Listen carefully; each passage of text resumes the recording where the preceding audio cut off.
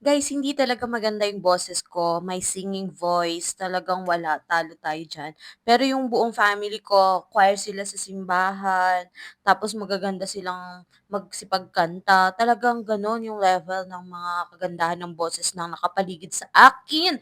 Pero bakit ako, hindi ako magaling kumanta, hindi talaga tuma-timing yung aking boses.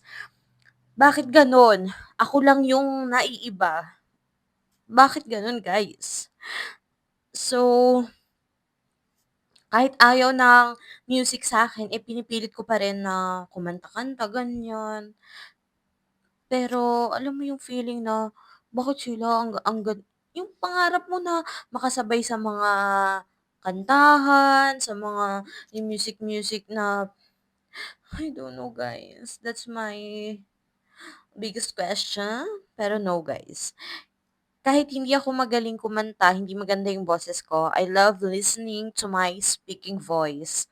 Kaya mahilig ako mag-voice over, mahilig akong humawak ng mga microphone. 'Yan, kapag hawak ko yung mic, feeling ko napaka-powerful ko. Wow!